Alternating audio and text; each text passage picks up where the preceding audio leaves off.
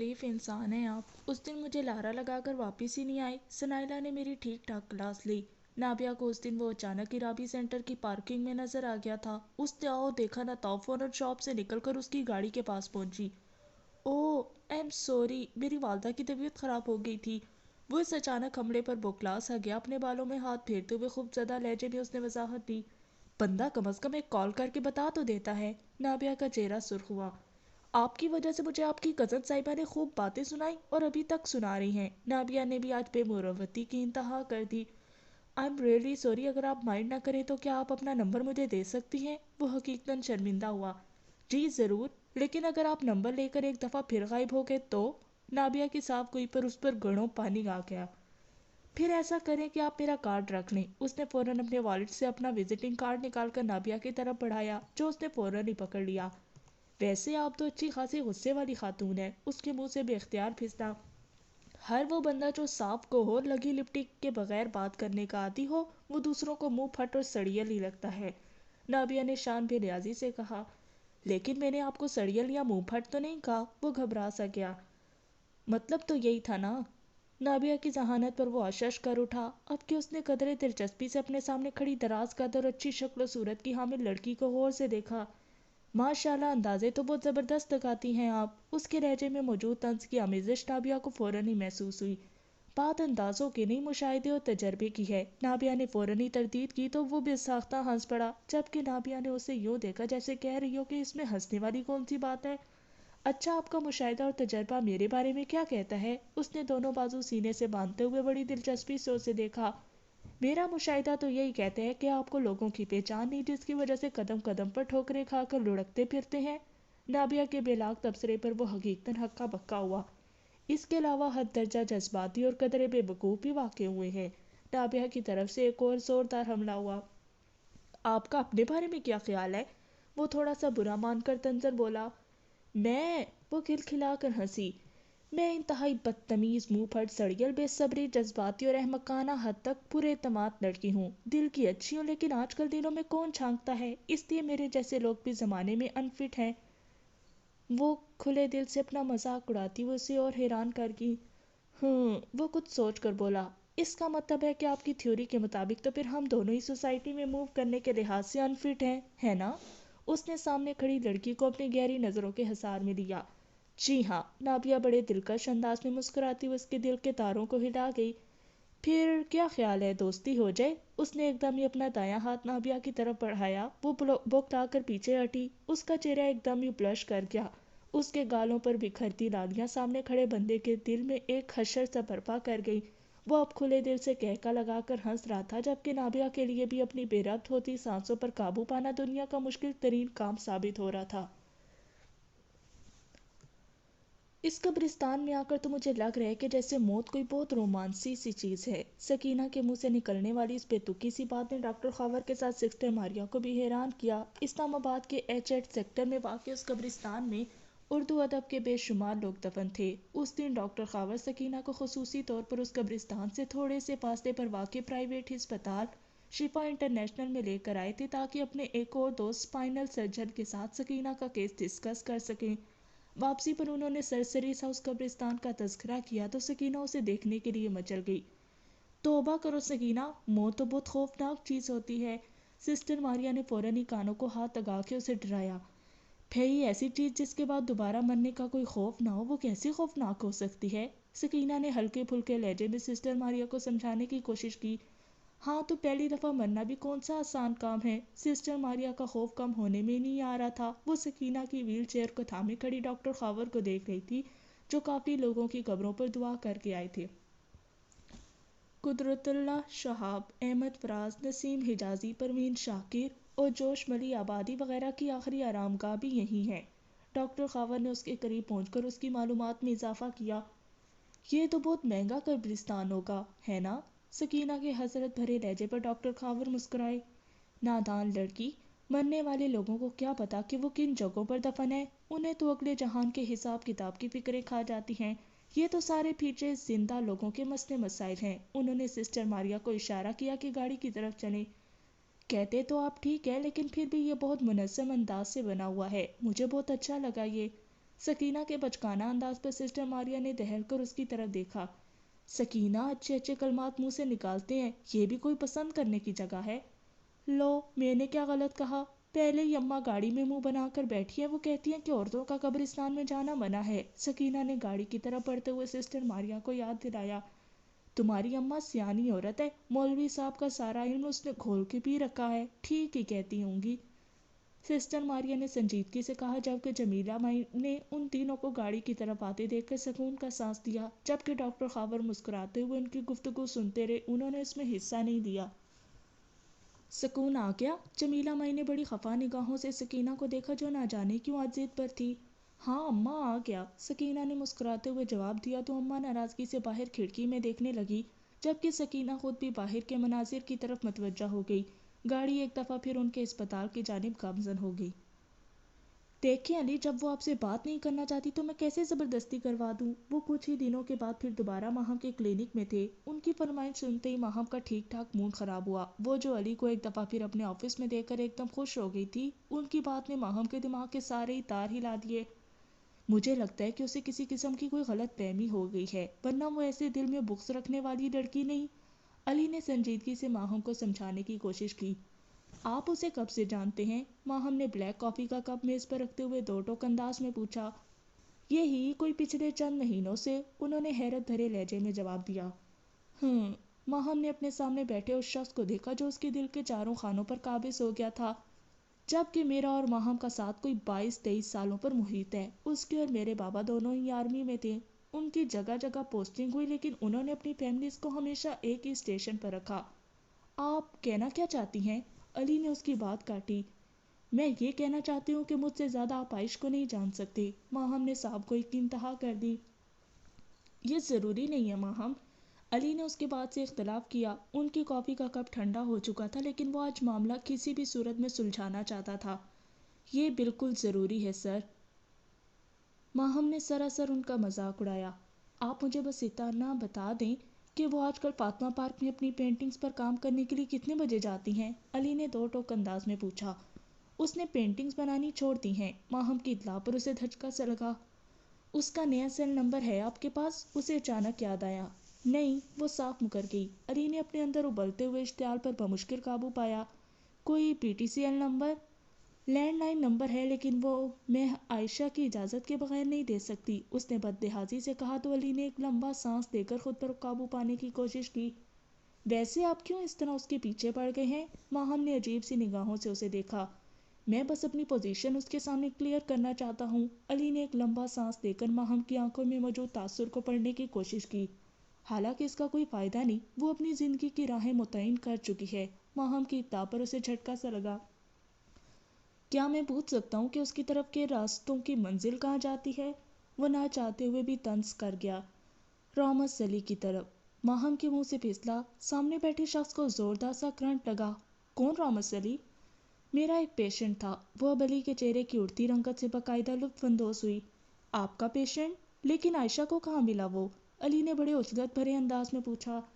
ظاہر ہے میرے ہی کلینک پر۔ ماہم نے اسے یوں دیکھا جیسے اس بچکانہ سوال کی امید نہ ہو۔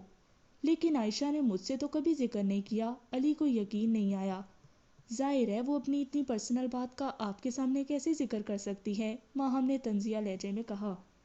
یہ رامز علی کہاں رہتا ہے؟ انہوں نے کچھ الجھ کر ماہم کا چہرہ دیکھا جو خاصا پرسکون تھا۔ یہیں اسلام آباد میں، کچھ عرصہ پہلے پاکستان شفٹ ہوا تھا۔ اس کی والدہ اسے میرے پاس لائی تھیں۔ ماہم نے بڑی ترنگ میں آ کر تفصیل دی۔ کوئی ڈپریشن وغیرہ کا مسئلہ تھا اسے اپنے والد کے انتقال کے بعد۔ اوہ، وہ ایک دم ہی کھڑا ہوا۔ اس کے چہرے پر کسی گہری سوچ کی پرچھائیاں تھیں۔ اب کیا آپ رامز علی سے ملنے جائیں گے؟ ماہم نے سنجیدگی سے دریافت کیا تو اس نے نفی میں سر ہلا دیا۔ آپ کو شور ہے کہ وہ دونوں ایک دوسرے میں انٹرسٹڈ ہیں؟ وہ اب دونوں ہاتھ میز پر رکھ کر تھوڑا سا جھک کر بڑے پرے اعتماد انداز سے بولا۔ اس کے اسٹائل پر ماہم تھوڑا سا گڑبڑا سی گئی، لیکن جلد ہی اس نے خود کو سنبھال لیا۔ یس، 100%۔ اس نے لاپرواہی سے کندھے اچکائے۔ ویسے رامز علی کی والدہ بھی کسی خاصی سلسلے میں عائشہ کے ہاں چکر لگا چکی ہیں۔ ماہم کی اطلاع پر علی کے چہرے کا رنگ اڑا۔ لیکن آپ نے تو پچھلی دفعہ بتایا تھا کہ اس کی کہیں اور بھی بات چیت چل رہی ہے۔ علی کو یاد آیا۔ یس آف کورس، لیکن جہاں دونوں طرف انٹرسٹ ہو بات وہیں آگے بڑھتی ہے۔ ماہم نے آخری کیل بھی مضبوطی سے ٹھونکی۔ علی کے دماغ میں کوئی آتش فشاں سا پھٹا۔ وہ بڑی عجلت سے اس کلینک سے نکلا۔ دل و دماغ میں عجیب سی جنگ چھڑ گئی تھی۔ وہ بہت تیزی سے ڈرائیونگ کرتا ہوا گھر کی طرف جا رہا تھا۔ بلو ایریا کے پاس سے گزرتے ہوئے اچانک اس کی نظر سامنے مارکیٹ سے نکلتی عائشہ پر پڑی۔ انہوں نے اچانک ہی بریک لگائی۔ عائشہ کے ساتھ بڑی بے تکلفی سے شاپر اٹھائے لڑکے کو دیکھ کر ان کا دماغ بھگ کر کے اڑ گیا۔ وہ اگلے کئی لمحوں تک بریک پر سے پاؤں نہیں اٹھا سکے۔ پیچھے آنے والی گاڑیوں کے ہارن کی آوازوں نے ایک طوفان سا برپا کر دیا۔ تم نے کیا میرے گھر کے اوپر خفیہ کیمرے نصب کر رکھے ہیں یا کسی کو میری جاسوسی پر مامور کر رکھا ہے جو ہر جگہ ٹپک پڑتے ہو؟ مارکیٹ میں اپنے سامنے راموس کو دیکھ کر وہ جی بھر کر بیزار ہوئی۔ آج کافی دنوں کے بعد وہ گھر سے نکلی تھی۔ ماما بابا کی ویڈنگ اینیورسری کا گفٹ لینا تھا، لیکن ہاتھوں اس نے آج موہت کے لیے بھی شاپنگ کر لی۔ اپنے کام سے فراغت پا کر وہ جیسے ہی پارکنگ کی طرف بڑھی تو سامنے ہنستے مسکراتے راموس کو دیکھ کر ایک دم چل کر بولی، یہ غلط اندازے بعد میں لگا لیجیے گا، فی الحال یہ شاپر پکڑائیں مجھے۔ راموس نے آنکھیں پڑھ کر اس کے ہاتھ سے شاپر پکڑے اور اس کی گاڑی کی طرف بڑھنے لگا۔ ہر جگہ میرے پیچھے پہنچ جاتے ہو۔ عائشہ کو حقیقتاً غصہ آنے لگا۔ ہاں نا، خوبصورت لڑکیوں کے پیچھے جانا میرا مشغلہ ہے۔ راموس نے اسے بری طرح چڑھایا اور وہ بھی چڑھ گئی۔ یہ تم کس خوشی میں میری ڈرائیونگ سیٹ پر بیٹھ رہے ہو؟ عائشہ نے کمر پر ہاتھ رکھ کر اسے کھا جانے والی نظروں سے دیکھا جو بڑی بے تکلفی سے ڈرائیونگ سیٹ پر بیٹھ گیا تھا۔ اب مردوں کی موجودگی میں خواتین گاڑی ڈرائیو کرتی اچھی لگتی ہیں کیا؟ کم از کم مجھے تو سخت برا لگتا ہے۔ اس کی معصومیت عروج پر تھی۔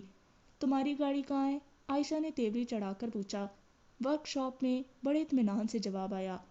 تو تم یہاں تک آئے کیسے ہو؟ عائشہ نے بادر نخواستہ اگلی سیٹ پر بیٹھتے ہوئے سنجیدگی سے پوچھا۔ اسے راموس کی بے تکلفی بالکل اچھی نہیں لگی۔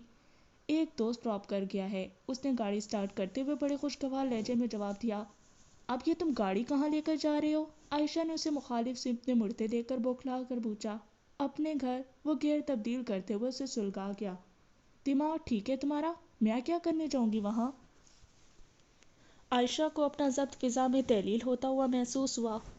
ماما بیمار ہیں، ان کو میڈیسن کی ضرورت تھی، وہ لینے آیا تھا، بس گیٹ پر ہی دے کر آپ کو چھوڑ آؤں گا۔ اس کی سنجیدگی پر عائشہ کا غصہ کچھ کم ہوا۔ کیا ہوا ماما کو؟ وہی انجائنا کا درد اور شوگر کا مسئلہ، اس نے مختصراً جواب دیا۔ اب کون ہے ان کے پاس؟ عائشہ کو تھوڑی سی فکر ہوئی۔ بھائی ہیں ان کے پاس، لیکن ان کی بھی کل سے کافی طبیعت خراب ہے، کچھ فلو اور بخار سا ہے۔ وہ ایک سگنل پر گاڑی روکتے ہوئے بولا۔ تو تم دونوں بھائی شادی کیوں نہیں کرتے ہو؟ عائشہ کو غصہ آیا۔ کوئی کرتا ہی نہیں، راموس نے بات کو مذاق میں اڑایا۔ اس کی بات پر عائشہ نے برا سا منہ بنایا اور کھڑکی سے باہر دیکھنے لگی۔ عائشہ، اس نے بہت آہستگی سے اس کا نام لیا۔ وہ بری طرح چونکی۔ میں بہت حساس طبیعت کی حامل بندہ ہوں، لڑکیوں سے پہلے بہت الرجک تھا۔ میری زندگی میں پہلی دفعہ جو لڑکی آئی اس کا نام ماہم منصور تھا۔ وہ راموس کی بات پر الجھی اور بالکل مڑ کر اسے دیکھنے لگی جیسے سمجھ نہ آ رہی ہو کہ وہ کہنا کیا چاہ رہا ہے۔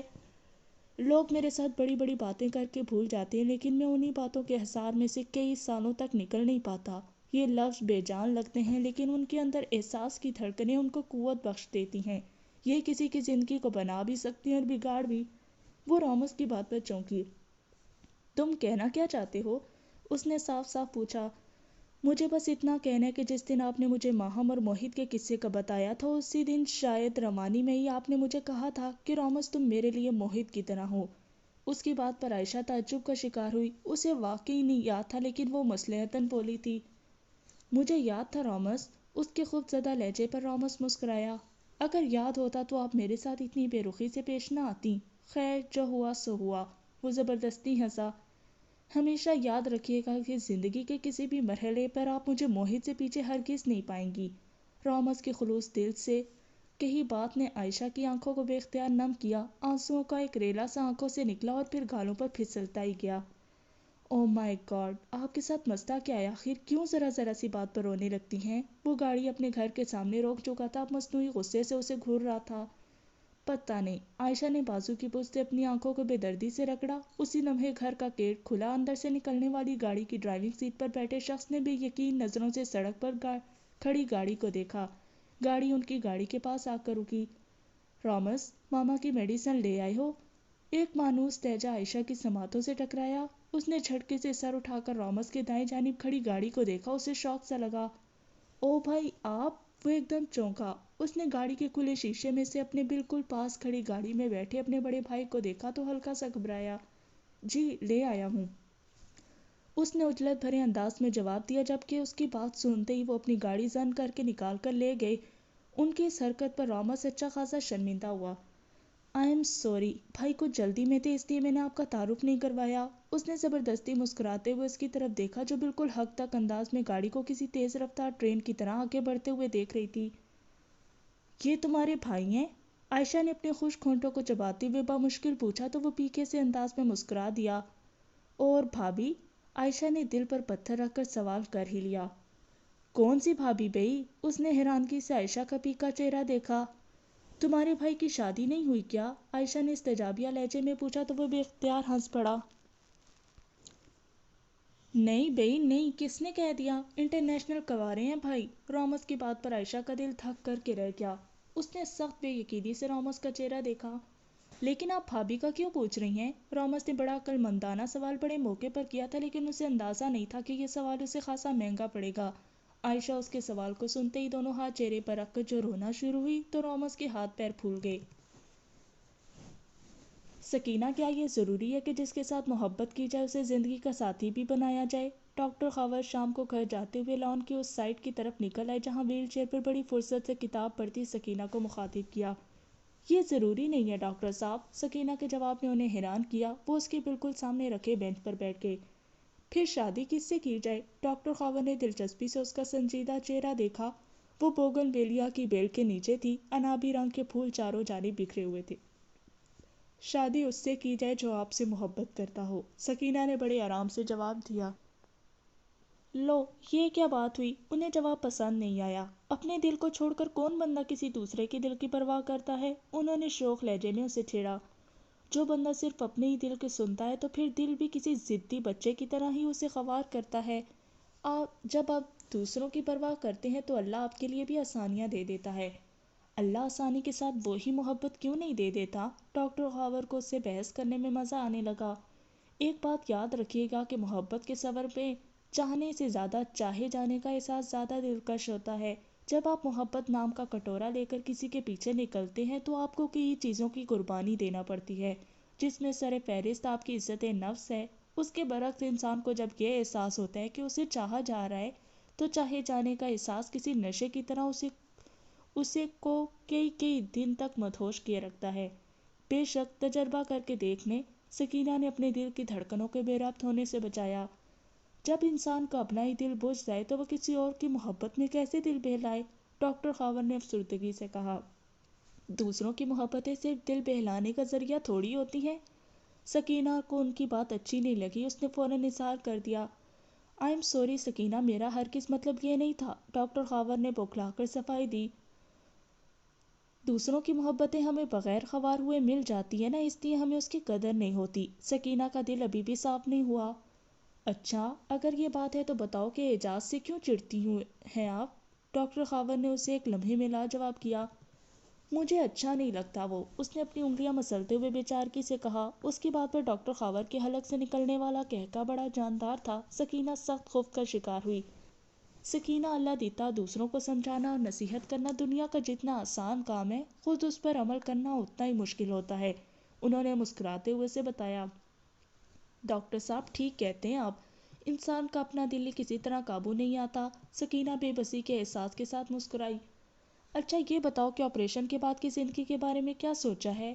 ڈاکٹر خاور نے اس کا دھیان بٹانے کو پوچھا۔ سچی بات بتاؤں ڈاکٹر صاحب؟ وہ تھوڑا سا جھجکی۔ ہاں ہاں کیوں نہیں، ڈاکٹر خاور نے نرمی سے کہا۔ میرا اب کچھ بھی سوچنے کو دل ہی نہیں کرتا، ایسے لگتا ہے جیسے زندگی میں کوئی فل سٹاپ سا لگ گیا ہو۔ اس کی آنکھوں میں رنج جھلکا اور ڈاکٹر خاور کو مضطرب کر گیا۔ ایسی باتیں نہیں کرتے سکینہ، اچھا سوچتے ہیں۔ ان کی آنکھوں میں سکینہ کے لیے خاموش دلاسا تھا۔ بہت عرصہ میں نے بہت اچھا سوچ کر دیکھ لیا، اب خود کو اللہ کی مرضی پر چھوڑ دیا ہے۔ اس نے اپنے گود میں گرے بوگن ویلیا کے پھول فضا میں اچھالے۔ جب اللہ کی مرضی پر چھوڑ دیا تو ایسی باتیں نہیں کرتے جس سے لگے کہ مجبوراً یہ فریضہ سر انجام دیا گیا ہے۔ ڈاکٹر خاور نے اسے سمجھانے کی غرض سے کہا تو وہ اداسی سے سر ہلا کر رہ گئی۔ میں نے آپ کے لیے ایک کام سوچا ہے، ڈاکٹر خاور کی بات نے اسے تجسس میں مبتلا کیا۔ میرے لیے؟ وہ حیران ہوئی۔ وہ کیا؟ یہ تو میں آپ کے آپریشن کے بعد ہی بتاؤں گا انشاءاللہ۔ ڈاکٹر خاور کے چہرے پر بڑی پراسرار سے مسکراہٹ ابھری۔ ہاں، اس نے سر ہلایا۔ لیکن میں یہ شہر چھوڑ کر نہیں جانا چاہتی، سکینہ نے بے چارگی سے کہا۔ ہم آپ کو اسی شہر میں رکھیں گے، آپ بے فکر رہیں۔ ڈاکٹر خاور کی بات پر اس کا دل تھوڑی سی خوش فہمی کا شکار ہوا۔ اسی شہر میں؟ کہاں؟ وہ حد درجہ تعجب کا شکار ہوئی۔ کہیں بھی۔ وہ بڑے پروقار انداز سے مسکرائے۔ سکینہ کے دل میں ایک حشر سا برپا ہو گیا۔ لیکن کہاں؟ اس نے اصرار کیا۔ یہ کوئی چھوٹا شہر تھوڑی ہے سکینہ، انہوں نے ہلکے پھلکے لہجے میں مزید کہا۔ اور کہیں نہ صحیح، میرا گھر تو آپ کے لیے حاضر ہے۔ سکینہ نے جھٹکے سے سر اٹھا کر اپنے سامنے بیٹھے ڈاکٹر خاور کو دیکھا، جن کی آنکھوں میں ہمیشہ کی طرح نرمی اور چہرے پر ایک پرخلوص سی بے ریا مسکراہٹ تھی۔ سکینہ کو تو گویا ہفت الاقلیم کی دولت مل گئی۔ دل کسی مورنی کی طرح ناچنے لگا اور آنکھوں میں جگنوں کی ایک بارات سی آ کر بیٹھ گئی۔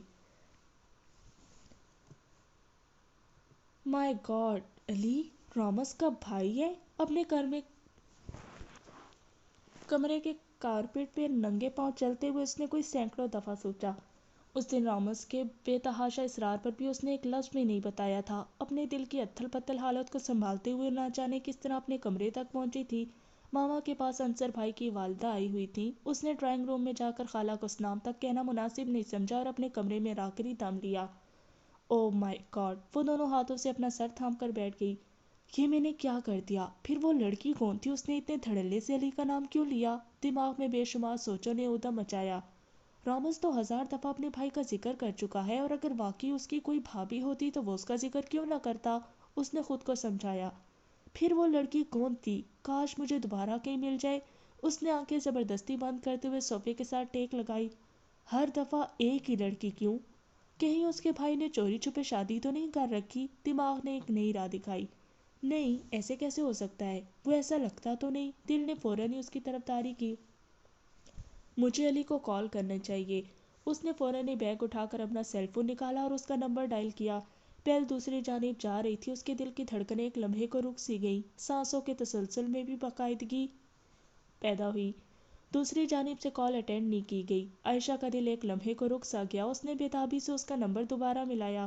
اس دفعہ تیسری بیل پر اس کی کال کاٹ دی گئی۔ عائشہ کے دل کو دھچکا سا لگا۔ وہ اب پاگلوں کی طرح بار بار اس کا نمبر ڈائل کر رہی تھی، لیکن ہر دفعہ اس کی کال اتنی ہی بے ترتیب سے کاٹ دی جاتی۔ علی، میری کال اٹینڈ کریں۔ اس نے مختصر سا ایک ٹیکسٹ اسے بھیجا۔ میں آپ کی آواز سننا نہیں چاہتا۔ دوسری طرف سے آنے والا میسج کو پڑھ کر عائشہ کو ایسے لگا جیسے کسی نے اسے پوری طرح سے زمین پر دھکا دے دیا ہو۔ اس نے ایک دفعہ پھر اس کا نمبر ملایا، لیکن اس دفعہ نمبر پر چلنے والی ٹیپ سے اسے پتہ چلا کہ سیل فون ہی بند کر دیا گیا ہے۔ یہ میرے ساتھ ایسا کیوں کر رہا ہے؟ ایک پریشان کن سوچ نے اس کے ذہن کا احاطہ کیا۔ تم نے بھی تو اس کے ساتھ ایسے ہی کیا تھا۔ اسے کسی بھی قسم کی صفائی کو موقع دیے بغیر فردِ جرم عائد کر دی تھی۔ دل نے بھی عین موقع پر آ کر اسے یاد دلایا۔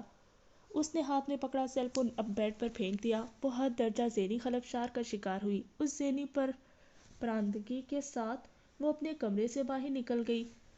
رات کے 11 بج رہے تھے۔ بھائی، طبیعت ٹھیک ہے؟ اس نے موہت کو ڈرائنگ روم کے ایک اندھیرے کونے میں کشن آنکھوں پر رکھے بیٹھے دیکھا۔ ہوں، ٹھیک ہوں، موہت نے بیزاری سے جواب دیا۔ عائشہ نے کمرے کی ساری لائٹ جلا دیں۔ آشو، لائٹیں تو بند کرو، مجھے روشنی اچھی نہیں لگ رہی۔ موہت نے دونوں ہاتھ اپنی آنکھوں پر رکھ لیے۔ عائشہ نے ایک دفعہ پھر ساری لائٹیں آف کر دیں۔ کمرے میں بس لان کی طرف کھلنے والی کھڑکی کی روشنی آ رہی تھی۔ بھائی، جن لوگوں سے ہمیں محبت ہو ان کی آنکھوں میں جھانکنے کے لیے ہمیں باہر کی روشنی کی ضرورت نہیں پڑتی۔ ان کی آنکھوں کی نمی براہ راست دل پر گرتی ہے۔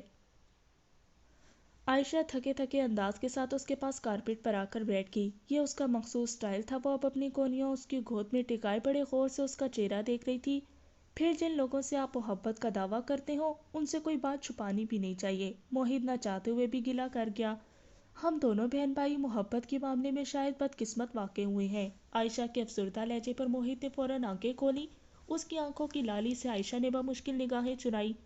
آشو، کون تھا وہ؟ موہت نے اس کے سرد ہاتھ تھامے اور انتہائی محبت سے انہیں اپنے ہاتھوں سے حرارت بخش دی۔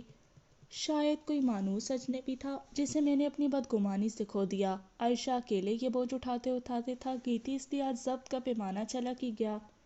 یہ محبت اتنی بدگماں کیوں ہوتی ہے؟ موہت کے اپنے دل کے سارے ٹانکے بھی اتھڑ گئے۔ محبت ہی تو بدگمان ہوتی ہے، ورنہ دوسرے جذبوں کے معاملے میں تو ہم لاپرواہ ہوتے ہیں۔ جس چیز کی پرواہ ہوتی ہے اسی چیز کے کھو جانے کا اندیشہ ہمیں ہلکان کیے رکھتا ہے، اور ہم چھوٹی چھوٹی باتوں پر بڑے بڑے رد عمل ظاہر کرنے لگتے ہیں۔ عائشہ نے اپنا نچلا لب کچلتے ہوئے وضاحت دی۔ کیا اس نے آپ کو فون نہیں کیا؟ عائشہ نے اس کی خاموشی سے گھبرا کر پوچھا۔ نہیں، وہ بھی شاید میری طرف سے بدگمان ہو گئی ہے، موہت رنج بھرے انداز سے کہا۔ محبت زیادہ دیر تک بدگمان رہ ہی نہیں سکتی، دل کوئی نہ کوئی منطق یا دلیل ڈھونڈ ہی لاتا ہے۔ عائشہ نے موہت کا ہاتھ دبا کر تسلی دی۔ پھر تمہارے دل نے کوئی منطق یا دلیل ڈھونڈنے میں اتنی دیر کیوں کر دی؟ موہت نے عجیب سا سوال کر کے اس کے دل کی دھڑکنوں میں ارتعاش برپا کر دیا۔ زیادہ دیر تو نہیں ہوئی بھائی، عائشہ نے سادگی سے کہا تو موہت نے سوالیہ نگاہوں سے اپنی بہن کا چہرہ دیکھا جو اسے دنیا میں سب سے زیادہ پیارا تھا۔ اب اتنی ناراضگی تو اس کا بھی حق بنتی ہے نا؟ اس کے معصومانہ انداز پر وہ بے ساختہ مسکرا دیا۔ تم یہ سب مجھے اب بتا رہی ہو؟ سنائلہ نے سخت صدمے سے سامنے دیوار پر بیٹھی نابیہ کو دیکھا جو ایک گرما گرم ابلے ہوئے بھٹے پر لیموں اور نمک مرچیں لگائے بڑے مزے سے کھا رہی تھی۔ تو کیسے بتاتی یار، 2 دفعہ آئی خالہ جانی پاس سے نہیں اٹھ رہی تھی، اس کے بعد کل آئی تو اس وقت تم شہیر کی کال سننے میں مصروف تھی۔ نابیہ نے فوراً گھبرا کر صفائی دی۔ شٹ اپ، بات نہ کرو مجھ سے۔ سنائلہ کو ٹھیک ٹھاک غصہ آ گیا۔ اب تو بات کرنا میری مجبوری ہے، ظاہر ہے کہ تمہارے ماموں کے بیٹے پر دل جو آ گیا ہے میرا۔ نابیہ نے ایک آنکھ شرارت سے دبا کر اسے اشارہ کیا۔ بکو مت اور یہ لوفروں کی طرح حرکتیں بند کرو۔ سنائلہ نے ٹھیک ٹھاک اسے جھاڑا، لیکن آگے سے بھی نابیہ تھی، فوراً ہی ایک کان سے سن کر دوسرے کان سے نکال گئی۔ قسم سے رچ کے سونا ہے تمہارا کزن، اور جب بازو سینے پر باندھ کے غور سے دیکھتا ہے تو یقین کرو نور جہاں کی طرح وہ گانا گانے کو دل کرتا ہے۔ وہ اچھل کر دیوار سے زمین پر آئی۔ اس وقت دونوں اپنی مشترکہ چھت پر تھی جن کے درمیان چھوٹی سی منڈیر تھی۔ دل کرتا ہے کہ اونچی آواز میں گانا گاؤں، وے میں دل تیرے قدماں وچ رکھیا تو پیر اتے پا تے سہی۔ وہ شرارت سے پوری چھت پر گھوم رہی تھی۔ اس کی شوخیاں اس وقت سنائلہ کو زہر لگ رہی تھیں۔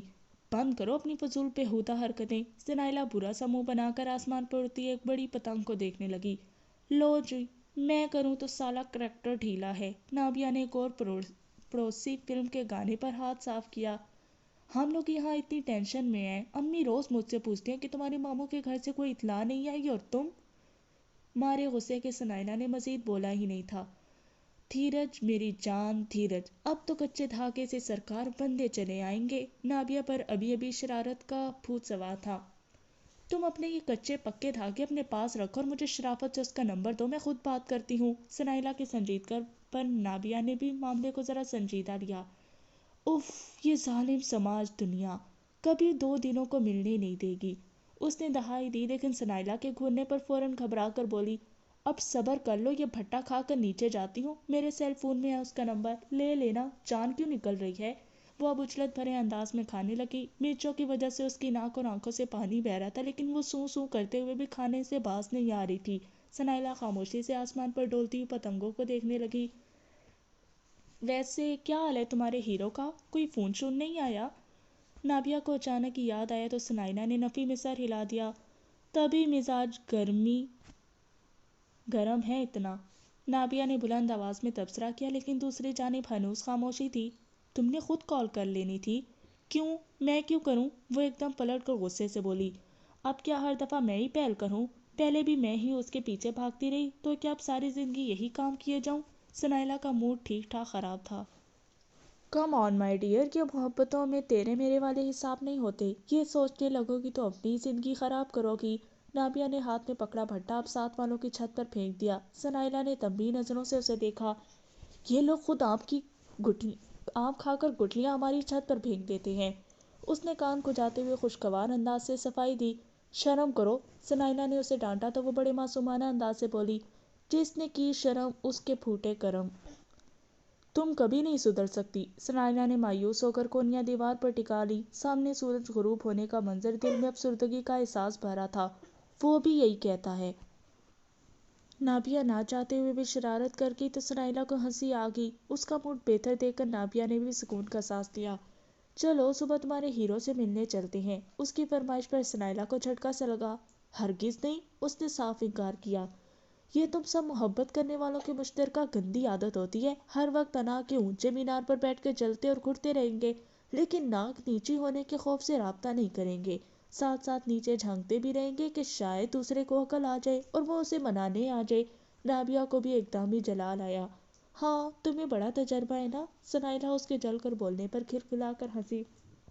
نہیں یہ تو ہو جائے گا، تمہارے کمینے بھائی نے تو میرے سارے ہی ارمانوں پر پانی پھیر دیا تھا۔ وہ اب خود بھی ڈوبتے سورج کو دیکھ کر اداس ہوئی۔ چلو بھائی تو خود غرض نکلا، اب ذرا دھیان سے، اگلا بھی میرا ہی ماموزاد ہے۔ سنائلہ نے پہلی دفعہ اسے چھیڑا تو وہ بے ساختہ ہنس پڑی۔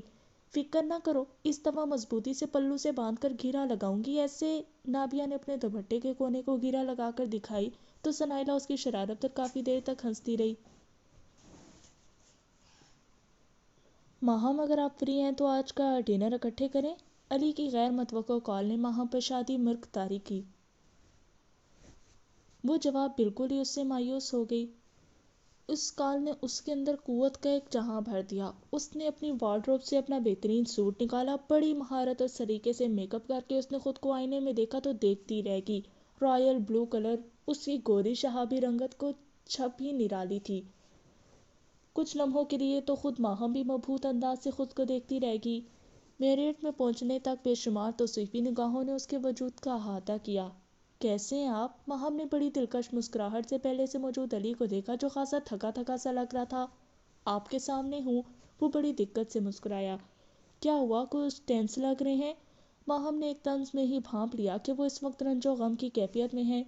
نہیں ایسی کوئی بات نہیں، ایک تو کام کا برڈن کافی تھا اور کچھ دنوں سے امی کی بیماری کی وجہ سے رات کو سو بھی نہیں سکا۔ اس نے تفصیل سے بتایا۔ آپ ملوائیں نا کسی دن اپنی مما سے۔ ماہم کی فرمائش پر وہ تھوڑا سا چونکا۔ ہاں ضرور، کیوں نہیں، بہت جلد انشاءاللہ۔ وہ ویٹر کو فارغ کر کے اس کی طرف متوجہ ہوا۔ اچھی لگ رہی ہے آپ۔ علی کے منہ سے نکلنے والے اس فقرے نے ماہم کے چہرے پر اس قدر روشنی بھر دی کہ ایک لمحے کو علی خود بھی ٹھٹک کر رہ گیا۔ تھینکس گاڈ، آپ کے اندر بھی اچھی چیز کو سراہنے کی حس موجود ہے۔ ماہم کھلکھلا کر ہنسی تو دائیں بائیں سے کافی لوگوں نے مڑ کر بے اختیار اسے دیکھا۔ I am sorry. ماہم نے بڑے نزاکت بھرے انداز سے اپنے ہونٹوں پر ہاتھ رکھا جہاں ہنسی کسی جھرنے کی طرح بہتی جا رہی تھی۔ دل کی دنیا کے انوکھے راگ ماہم کو بے حال کیے جا رہے تھے، ہر چیز اسے محو رقص لگ رہی تھی۔ کیوں، میں انسان نہیں ہوں کیا؟ میرے خیال میں تو میں اچھا خاصا جمالیاتی ذوق رکھتا ہوں، اس نے سادگی سے وضاحت دی۔ اچھا، وہ بے مقصد ہنسی۔ مجھے تو لگتا تھا کہ آپ کا سارا جمالیاتی ذوق بس آرٹ اور پینٹنگز تک محدود ہے۔ ماہم ہنستے ہنستے طنز کر گئی۔ وہ تو ابھی بھی ہے۔ علی کی سنجیدہ بات پر اس کی ہنسی کو بریک لگی۔ مجھے جہاں بھی کوئی اچھی پینٹنگ نظر آئے میں فوراً ہی اسے خریدنے کو بے تاب ہو جاتا ہوں۔ علی کی وضاحت پر وہ کچھ مطمئن ہوئی۔ کھانا فوراً ہی سرو کر دیا گیا۔ آپ جس چیریٹی شو کا ذکر کر رہی تھی پچھلی دفعہ، اس پر کام سٹارٹ کریں۔ علی کی بات نے اسے جی بھر کے بدمزہ کیا۔ جی جی کیوں نہیں، اس نے زبردستی مسکراتے ہوئے جواب دیا۔ آپ ایسا کریں کہ سارے پروگرام کا ایک خاکہ سا بنا لیں، پھر اس کے مطابق کام شروع کر دیں گے۔ ماہم نے تفصیل سے جواب دیا۔ ٹھیک ہے، میں پہلی فرصت میں اس کام پر کام شروع کرتا ہوں، پھر آپ سے ڈسکس کروں گا۔ علی نے اپنی پلیٹ میں رائس نکالتے ہوئے جواب دیا۔ کیا سوچا ہے آپ نے اپنی لائف کے بارے میں؟ ماہم نے اچانک ہی سوال کیا۔ وہ ایک دم ہی حیران ہوا۔ کیا سوچنا ہے؟ بس خود بخود ہی سب کچھ ہوتا جا رہا ہے اور چیزیں جتنی فطری انداز سے ہوں اتنی بہتر ہوتی ہیں۔ علی نے بھی گھما پھرا کر ہی جواب دیا۔ آپ نے اپنے بارے میں کبھی تفصیل سے بتایا ہی نہیں۔ ماہم نے بڑے لاڈ سے گلہ کیا۔ مجھے اپنے بارے میں بات کرنا اچھا ہی نہیں لگتا۔ اس کی صاف گوئی دل کو کھانے والی تھی۔ یہ کیا بات ہوئی بھلا؟ ماہم کھانا چھوڑ کر اس کا سنجیدہ چہرہ دیکھنے لگی تو وہ مسکراتے ہوئے گویا ہوا۔ بھئی کوئی بتانے والی بات بھی تو ہو، بس دو بھائی ہیں ہم اور والدہ ہیں، یہی چھوٹی سی فیملی ہے ہماری۔ اس نے بعد نخواستہ تھوڑا بہت بتا ہی دیا جو ماہم کے لیے تسلی بخش تھا۔ اور جاب کیا بزنس؟ ماہم نے فوراً ہی اگلا سوال کیا۔ بھئی نکما سا بندہ ہوں، غریب سا، بس لوگوں کی خدمت کر کے خوش ہو جاتا ہوں، یہی کام ہے میرا اور یہی بزنس۔ اس نے سراسر ماہم کو ٹالا تھا اور یہ بات اسے فوراً ہی سمجھ آ گئی۔ حیرت ہے کہ آپ نے اس دفعہ عائشہ کے بارے میں نہیں پوچھا ابھی تک۔ ماہم نے بھی بات بدلنے کی غرض سے کہا۔ وہ ہلکا سا چونکا اور مسکرایا۔ جس راہ پر اب جانا ہی نہیں اس کے بارے میں کیا پوچھنا؟ علی کی بات پر ماہم کو ایک خوشگوار سا جھٹکا لگا۔ اس نے بھی یقینی سے اپنے سامنے بیٹھے شخص کو دیکھا۔ کیا ہوا، ایسے کیوں دیکھ رہی ہیں؟ علی نے اس کی محویت کو فوراً ہی نوٹ کیا۔ کچھ نہیں، سوچ رہی ہوں کہ آج گنگا الٹی کیوں بہہ رہی ہے۔ دریا اپنا راستہ بدل بھی تو لیتے ہیں۔ علی کے معنی خیز لہجے پر ماہم کا دل پوری قوت سے دھڑکا۔ اس کی بھوک اچانک ہی اڑ گئی تھی۔ وہ سوچ بھی نہیں سکتی تھی کہ دریا اتنی آسانی سے بھی راستہ بدل سکتے ہیں۔ اماں جی، جاجی کا بچہ اب یہاں کیوں آیا ہے؟ سکینہ کا موڈ آج صبح سے ہی خراب تھا۔ ابے کے ساتھ ڈھیروں گنے، مولیاں اور شلجم لیے اندر آتا جاجی سکینہ کا سارا ہی سکون غارت کر گیا۔ ابا جیسے ہی ظہر کی نماز پڑھنے گیا، وہ جمیلہ مائی پر برس پڑی۔ ہائے ہائے پتر، مجھ نہ مانی نوں کی خبر؟ جمیلہ مائی وضاحتیں دے دے کر تھک گئی تھی۔ لو، یہ کیسے ہو سکتا ہے کہ ابے نے تجھے ٹیلی فون پر اس کے آنے کی اطلاع نہ دی ہو؟ سکینہ کو قطعاً بھی یقین نہیں آیا۔ اے لو، جمیلہ مائی نے ٹانگ پر انگلی رکھ کر اپنی لاڈلی بیٹی کا خفا خفا سا چہرہ دیکھا۔ بھلا سکینہ، میں نے کیا تجھ سے پہلے کبھی جھوٹ بولا ہے جو اب بولوں گی؟ کچھ نہ کچھ تو تجھے ابا نے بتایا ہی ہوگا نا؟ سکینہ کسی ہوئی ایک ہی جگہ پر اٹکی ہوئی تھی۔ جاجی کے آنے کا تو نہیں بتایا، ہاں اتنا ضرور بتایا تھا کہ جاجی نے اپنی بیبے کی منگنی کو ماننے سے انکار کر دیا ہے۔ جمیلہ مائی نے کمرے میں دھماکہ ہی تو کیا تھا۔ دیکھا، میری چھٹی حس کہتی تھی کہ شوخا ایویں نہیں یہ سارے کھیت اجاڑ کر یہاں لے آیا۔ سکینہ کو ایک ہی دم ہی اشتعال آیا۔ غصہ نہیں کرتے میری دھی رانی، یہ چیزیں تو تیرا ابا لے کے آیا ہے۔ جمیلہ مائی نے اپنی بیٹی کا غصہ کم کرنے کی کوشش کی۔ ابے کے کون سے مربے ہیں؟ وہ بری طرح چڑی۔ ساری زندگی تو ابے نے مٹی کے پانڈے ہی بنائے اور بیچے ہیں، یہ کھیتی باڑی تو جاجی کا ابا کرتا ہے۔ سکینہ کو پتا تھا کہ یہ ساری چیزیں اعجاز سوغات کے طور پر لایا ہے۔ چل چھٹ، میری دھی غصہ نہیں کرتے، جمیلہ مائی نے اسے پچکارا۔ اماں ایک بات کان کھول کر سن لے، تجھے جاجی کی بیبے کی باتیں بھول سکتی ہیں، مجھے نہیں۔ سکینہ نے برا سا منہ بنا کر جمیلہ مائی کو یاد دہانی کروائی تو وہ پیکے سے انداز سے مسکرا دی۔ پتر، کڑوی کسیری باتوں کو صبر کے گھونٹ کے ساتھ نگلنا ہی پڑتا ہے، ورنہ یہ حلق کو بدمزہ کر کے کسی بھی چیز کا سواد لینے نہیں دیتی۔ اماں نے نصیحت کی۔ اماں، تجھے ہی ان کوڑی باتوں کے سواد آ سکتے ہیں، مجھے نہیں۔ سکینہ نے ناک چڑھا کر کہا اور خود جگ سے پانی ڈال کر پینے لگی۔ اس کا مزاج اچھا خاصا برہم تھا۔ اچھا، اب بہتی اوکھی نہ ہو، مجھے نماز پڑھنے دے، عصر کا ویلا نکلتا جا رہا ہے۔ جمیلہ مائی گھٹنوں پر ہاتھ رکھ کر بمشکل اٹھی اور وضو کے لیے واش روم کی طرف بڑھ گئیں۔ سکینہ نے تھوڑا سا اٹھ کر کھڑکی کا پردہ ہٹایا۔ سامنے لان میں ایک اداس سی شام دھیرے دھیرے اتر رہی تھی۔ میری دھی رانی ٹھیک ہے نا؟ اللہ دیتا کمہار ابھی ابھی کمرے میں داخل ہوا تھا۔ سکینہ اپنے ابے کو دیکھ کر مسکرائی۔ اللہ دیتے نے اپنی گلابی پلاسٹک کی ٹوکری میں سے کپڑوں میں لپٹی ہوئی ایک خوبصورت سی سراہی نکالی۔ یہ دیکھ، میں اپنی دھی رانی کے لیے خصوصی طور پر بنا کر لایا ہوں۔ اللہ دیتے نے ایک نازک سی پانی والی سراہی سکینہ کی طرف بڑھائی۔ واہ ابا، یہ تو بہت پیاری ہے۔ ایک بے ساختہ سی خوشی سکینہ کے چہرے پر چھلکی۔ وہ سراہی پر بنے نقش و نگار کو حیرت سے دیکھنے لگی۔ اب اس کی حیرانگی پر بڑی متانت کے ساتھ مسکرایا۔ دیکھ لینا میری دھی بھی انشاءاللہ آپریشن کے بعد ایسی پیاری ہو جائے گی۔ اللہ دیتے نے اسے امید کا ایک چراغ پکڑایا۔ اور اگر ابا میں ایسی نہ ہوئی تو؟ سکینہ نے ایک اندیشے کے تحت پوچھا۔ تو کیا ہوا؟ میری دھی تو ویسے ہی میری اکھیوں کا چانن ہے، اور مجھے تو جیسی بھی ہو اچھی ہی لگتی ہے۔ اللہ دیتا کمہار بالکل اس کے پاس کرسی رکھ کر بیٹھ گیا۔ ہاں ابا، اپنا پانڈا تو ہر کمہار کو اچھا ہی لگتا ہے۔ سکینہ کے لہجے کی شرارت نے اللہ دیتے کے دل میں کئی پھول کھلا دیے۔ بس پتری سمجھ کہ یہ دنیا بھی کسی کمہار کا ہی گھر ہے۔ وہ اپنے ہاتھوں سے لوگوں کو بہت محبت سے تخلیق کرتا ہے اور اسے پھر زمین پر بھیج دیتا ہے۔ اس کے بنائے سارے ہی پانڈے چاہے جتنے بھی ٹیڑھے میڑھے بد شکلے یا بے ڈھنگے ہوں، اس ذات کو ہر ایک سے ہی پیار ہے۔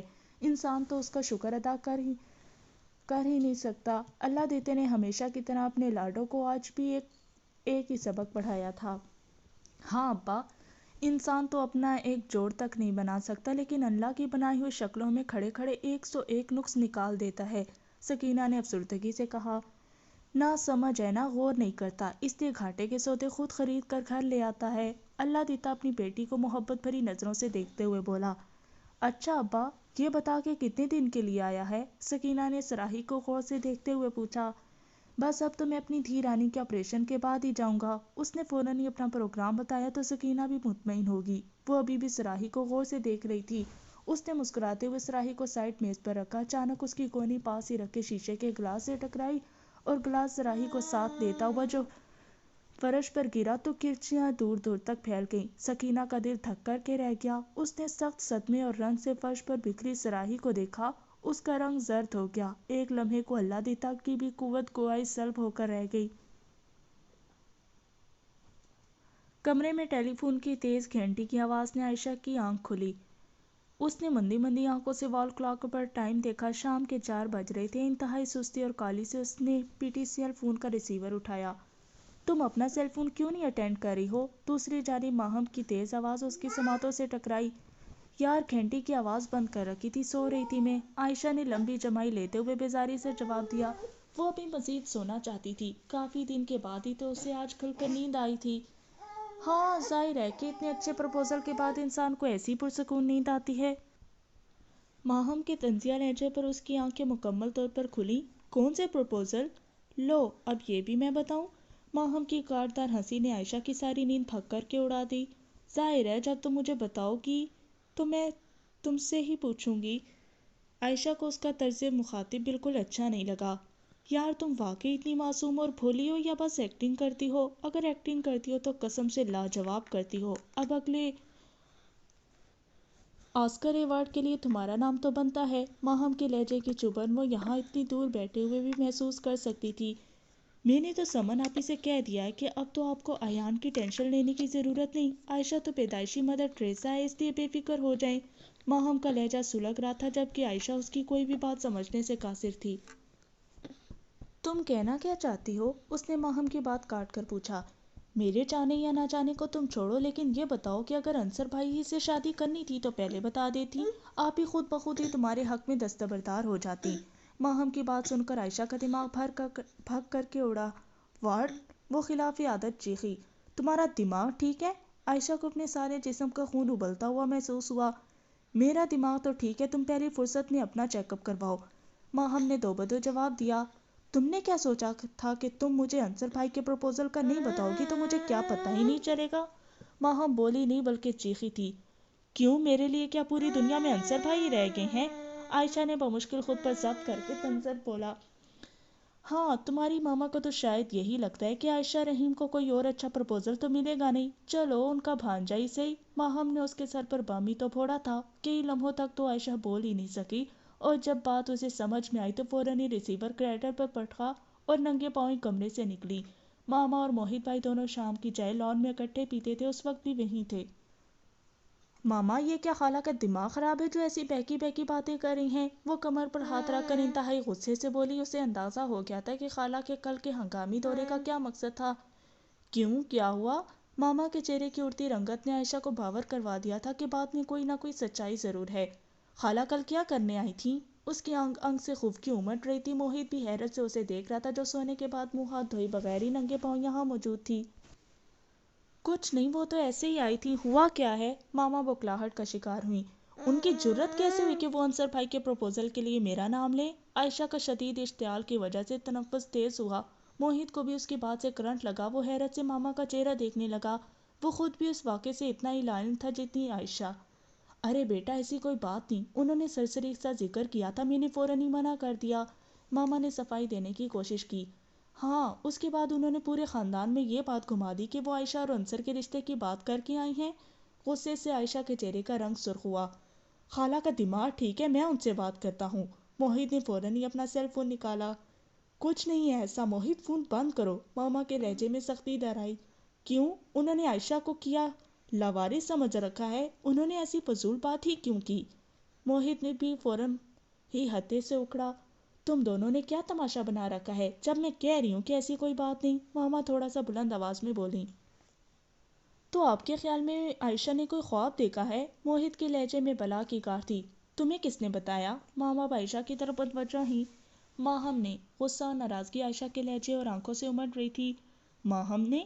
ماما کو دھچکا سا لگا۔ ان کے گھر تک یہ بات کیسے پہنچی؟ ماما کے ہاتھوں سے طوطے اڑے۔ انہوں نے آپ کے ڈرائنگ روم میں خفیہ کیمرے نصب کروا رکھے ہیں۔ موہت نے ایک دفعہ پھر طنز کیا۔ ظاہر ہے آپ کی بہن صاحبہ ہی ڈھنڈورا پیٹا ہوگا۔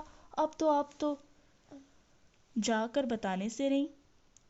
یہ تو بہت غلط کیا آپا نے۔ ماما کو حقیقتاً صدمہ پہنچا۔ انہوں نے غلط کیا یا صحیح کیا، آپ اپنی زبان میں ان کو بتا دیں کہ جہاں جہاں اشتہار لگا کر آئیں یا وہاں وہاں پہلی فرصت میں ہٹا دیں، ورنہ مجھ سے برا کوئی نہیں ہوگا۔ موہت کی آنکھوں سے شعلے ہی تو لپکے تھے۔ وہ اب اپنی ویل چیئر کے پہیوں پر تیز تیز ہاتھ مارتا ہوا اندر جا رہا تھا، جبکہ عائشہ اپنا سر دونوں ہاتھوں سے تھام کر وہیں کرسی پر بیٹھ گئی۔ اسے معلوم تھا کہ ماہم اور سمن آپی کے سامنے اپنی پوزیشن صاف کرنا بھینس کے آگے بین بجانے کے مترادف ہے۔